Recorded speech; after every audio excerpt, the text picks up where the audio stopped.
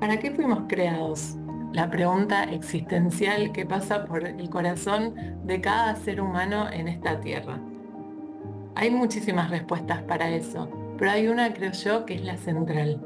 Fuimos creados para estar con Dios. Desde el momento inicial de la creación del mundo y de la creación del ser humano, toda la intención de Dios fue crearnos para estar junto a Él, para compartir su belleza y su amor. Y eso es lo que pasó en el principio de todo. Estábamos hechos para estar con Él en el jardín del Edén. ¿Y qué pasó después? Ya muchos sabemos la historia.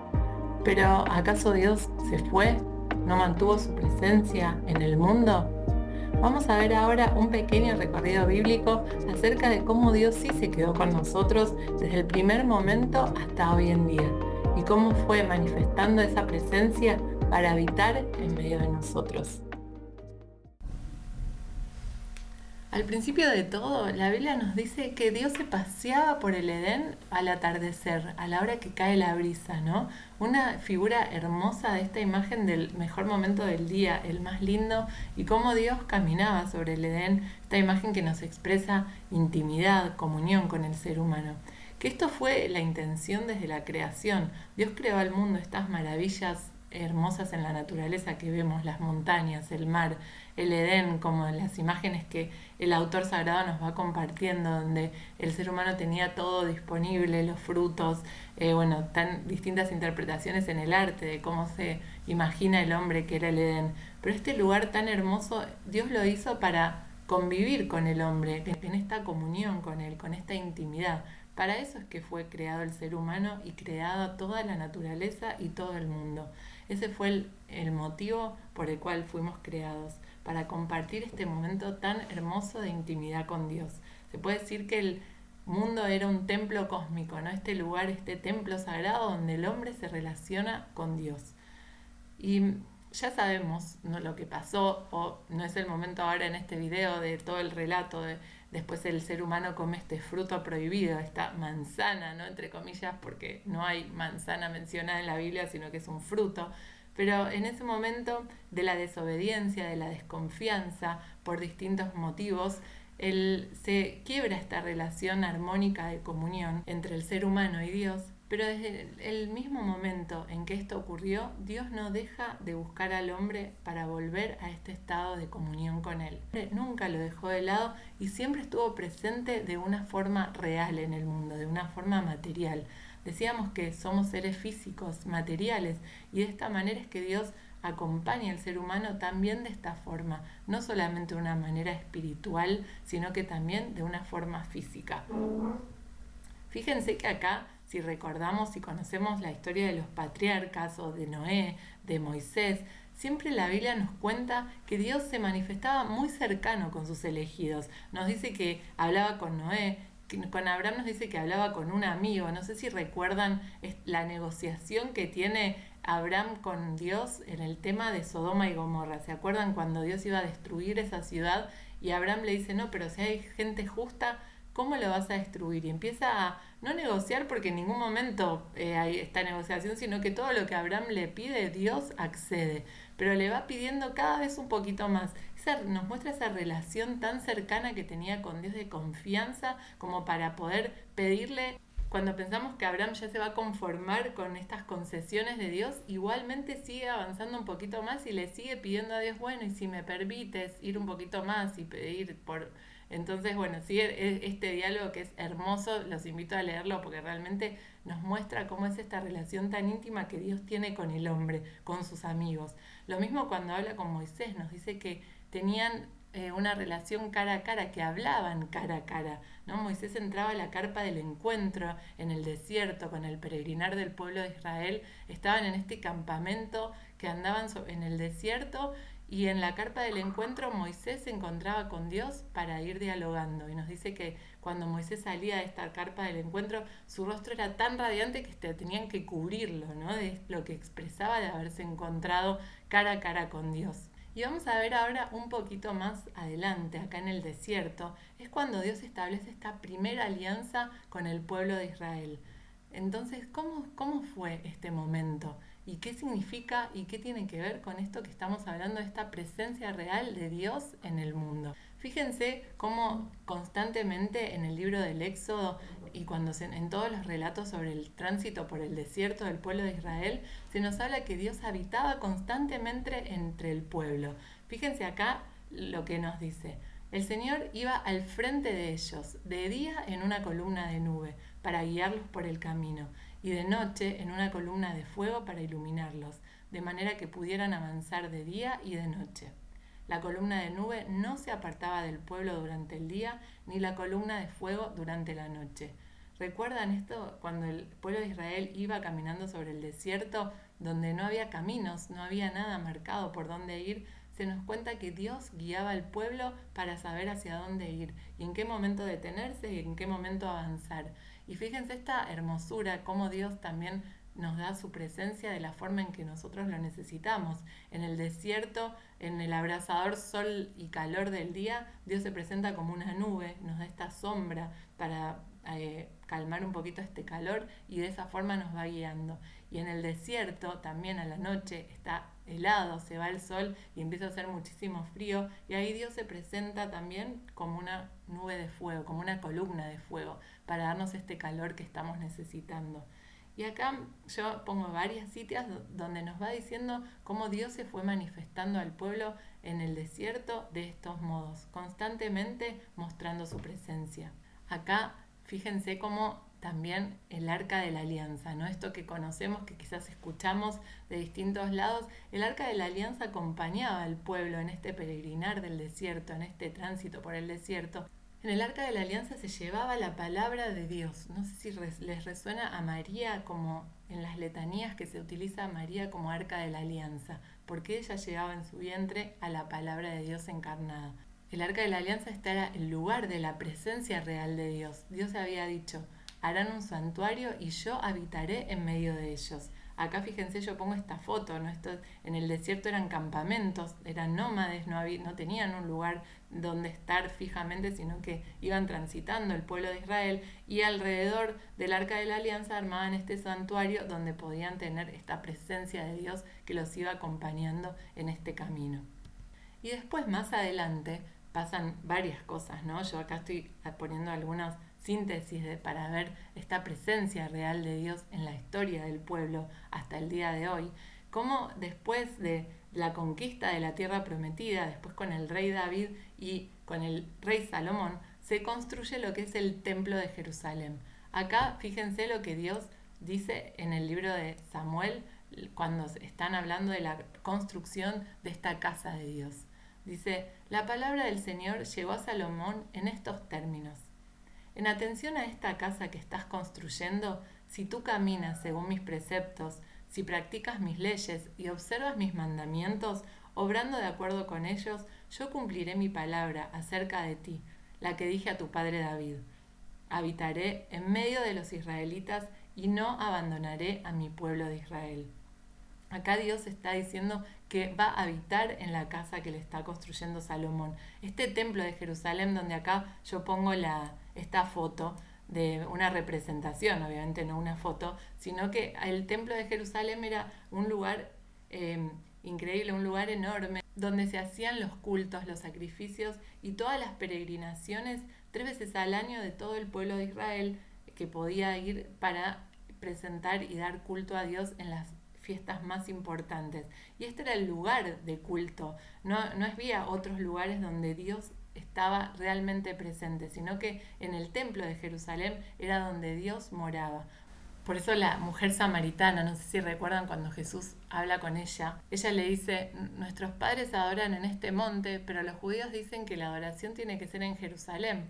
¿Y por qué decían eso los judíos? Porque la adoración se debía hacer en el templo, porque era el único lugar donde Dios estaba presente realmente ahí, como él había dicho, que habitaba él, y como ahora vamos a ver que la gloria de Dios había descendido en el templo de Jerusalén. Por lo tanto, adorar en otros montes, en otros templos, no era como una idolatría, era como adorar a algo donde Dios no estaba. Por eso es que era tan importante el templo de Jerusalén. Fíjense acá cómo el libro de los Reyes nos relata en el momento de la inauguración del templo de Jerusalén, de la dedicación del templo por parte de Salomón, nos dice que los sacerdotes salían del santo, la nube llenó la casa del Señor, de manera que los sacerdotes no pudieron continuar sus servicios a causa de la nube, porque la gloria del Señor llenaba la casa, ¿no? Esta imagen donde la gloria del Señor, no esta nube de fuego, que los venía acompañando a lo largo de todo su peregrinar en el desierto, ahora que ya tenían un lugar, una casa construida para Dios, nos dice que la gloria de Dios habitó en el templo de Dios. Entonces por eso se tenía esta creencia de que Dios estaba en el templo en su real presencia. ¿Y qué significa esto del santo? Vamos un segundito más atrás para ver un pequeño detalle, ¿no? Acá podemos ver una estructura, ¿no?, de lo que era el templo de Jerusalén, y el templo tenía distintos sectores. Acá fíjense que este lugar donde estoy marcando era el Santo de los Santos. El santo era un lugar anterior, ¿no? Es como que en cada sector del templo se podía ingresar de acuerdo a alguna función que tenían los sacerdotes. Por ejemplo, en el principio se podía entrar todos los gentiles, los judíos, después había sectores donde solamente podían entrar los judíos, había sectores donde solamente podían entrar los hombres, otros que eran solamente para las mujeres, y después había lugares donde solamente podían entrar los sacerdotes. Y después estaba el lugar del Santo de los Santos, que era donde la gloria de Dios habitaba, donde estaba la real presencia de Dios, que era un lugar donde solamente una vez al año podrías entrar el sumo sacerdote, en la conmemoración del día del perdón, el día de la expiación. Ahí solamente podían ingresar el sacerdote únicamente en ese día porque era el lugar sagrado donde habitaba Dios. ¿Y qué había en este lugar del Santo de los Santos? ¿Cómo se dividía el sector donde estaba Dios y donde estaban los hombres? A través de un velo muy grueso de terciopelo, que es lo que dividía el sector de lo sagrado y lo profano. ¿Y por qué traigo esto a colación? Porque fíjense, cuando Jesús muere en la cruz, lo que nos dice Mateo, dice Jesús, clamando otra vez con voz potente, entregó su espíritu. Inmediatamente el velo del templo se rasgó en dos, de arriba abajo, la tierra tembló y las rocas se partieron.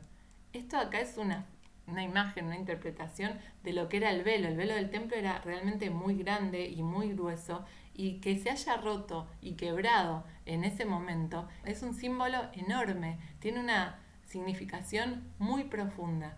¿Qué significa? Estamos hablando de que Dios habitaba en el templo de Jerusalén, pero ¿qué pasó? Y ahora lo vamos a ver un poquito más en profundidad, cuando Jesús encarnado ya habitó entre nosotros, y cuando Jesús muere en la cruz y después en su resurrección, ya, como él decía a la samaritana, llegará un momento en que se adorará en espíritu y en verdad. Cuando él habla de que su cuerpo es el templo, es que ya hay una nueva etapa donde Dios está habitando entre nosotros, en medio de nosotros. Entonces la adoración en el templo no llegó a su cumplimiento, ya tuvo el objetivo que tenía que ser para un momento determinado. Pero ahora, en el momento, en la plenitud de los tiempos, esta adoración pasa a ser algo diferente. Y ahora sí pasamos a esto que estábamos diciendo, Dios habitando entre nosotros. Llegada la plenitud de los tiempos, nos dice el evangelista Juan, la palabra se hizo carne y habitó entre nosotros. Esta palabra habitar es la misma que utilizaba Dios cuando decía que yo habitaré en el medio del pueblo. Cuando estaba hablando que hagan un santuario donde Él iba a habitar, era hacer su carpa, plantar su morada entre los hombres. Acá ya profundiza aún más esta presencia, y ya es una presencia en cuerpo. Dios se abaja, Dios se encarna y se hace uno de nosotros para habitar entre nosotros ya en su presencia física, material, del mismo modo que el ser humano, ¿no? En su cuerpo. Dios se hizo hombre. Este Emanuel, que significa Dios con nosotros. Y Él nos dijo que estará con nosotros hasta el fin del mundo. Y Él nos prometió que estaría de esta manera, pero no solo presente como lo estuvo durante toda la historia de la salvación de diferentes formas, sino que esta vez ya en su cuerpo real, a través de esta entrega de amor absoluto que hizo por nosotros. Por eso es que la noche en que iba a ser entregado, tomó pan y dando gracias te bendijo, lo partió y lo dio a sus discípulos diciendo, tomen y coman todos de él, porque esto es mi cuerpo que será entregado por ustedes. Del mismo modo, acabada la cena, tomó el cáliz, dándote gracias, te bendijo y lo pasó a sus discípulos diciendo: Tomen y beban todos de él, porque este es el cáliz de mi sangre, sangre de la alianza nueva y eterna, que será derramada por ustedes y por muchos para el perdón de los pecados. Hagan esto en conmemoración mía. Dios se quedó con nosotros hasta el fin del mundo, habitando entre nosotros, pero con la entrega total de su ser profundizó aún más esta relación con nosotros. Ahora es aún más íntima, porque mediante la Eucaristía ahora puede habitar en nosotros, pero solamente si se lo permitimos, porque Dios nunca deja de respetar nuestra libertad. Desde el momento de la creación nos hizo libres, y porque la libertad es condición para el amor. No se puede amar sin tener libertad. Por eso Dios siempre la respeta. Dios nos ofrece la salvación, Dios nos ofrece esta intimidad con Él, pero solamente nosotros podemos elegir si queremos aceptarla o no. Y Él se nos ofreció en la última cena para quedarse con nosotros en su presencia hasta el fin del mundo. Y de esta manera nosotros podemos elegir si queremos recibirlo. Por eso recibir a Dios en la Eucaristía es recibir su cuerpo, su sangre y su divinidad. ¿Somos conscientes de este don maravilloso de tener a Dios encarnado y presente en un pedazo de pan donde podemos recibirlo cada día de nuestras vidas? Él, en su discurso tan hermoso y tan controversial y tan realmente impactante para ese momento y para ahora también si lo escuchamos, pero sobre todo en ese momento que no tenían la comprensión o la interpretación que podemos tener ahora acerca de a qué se refería con su carne y su sangre. Pero Él nos dijo: el que come de mi carne y bebe de mi sangre permanece en mí y yo en Él. Por eso ir a misa es también permanecer en Él y permitirle a Él que permanezca en nosotros. Participar de la misa es entregarnos a Dios y dejar que Él nos moldee, que nos transforme y nos ayude a asemejarnos un poquito más cada día a Él, para que no sea yo quien viva, sino Cristo quien vive en mí, como nos dice San Pablo tan bellamente. En cada Eucaristía nosotros lo recibimos a Él, pero como decía Juan Pablo II, es también Él quien nos recibe a nosotros. Él está con sus brazos abiertos, recibiéndonos cada vez que nosotros se lo permitimos. Por eso ir a misa no es nada como rezar en casa. Hay mucha gente que dice: ¿para qué tengo que ir a misa si Dios está en todos lados? Por supuesto que Dios está en todos lados y por supuesto que también tenemos que tenerlo presente fuera de la misa. La misa y nuestra vida tiene que ser una unidad. No puede ser tampoco que solo voy a misa y después mi vida no tiene que ver con eso, sino que ir a misa es parte de nuestro alimento, de este encuentro con el amado que nos da después las fuerzas para poder afrontar toda nuestra vida, lo que nos va transformando para ver la vida también de una manera mucho más hermosa. Ir a misa es participar del memorial del misterio pascual y compartir la máxima intimidad que podemos tener con Dios, cuerpo a cuerpo, disfrutar de esta belleza de la entrega, Dios habitando entre nosotros y Dios ahora habitando en nosotros. Esta expresión de amor mutua, el momento de intimidad más grande de toda la historia de salvación, donde Dios está en su real presencia en la Eucaristía.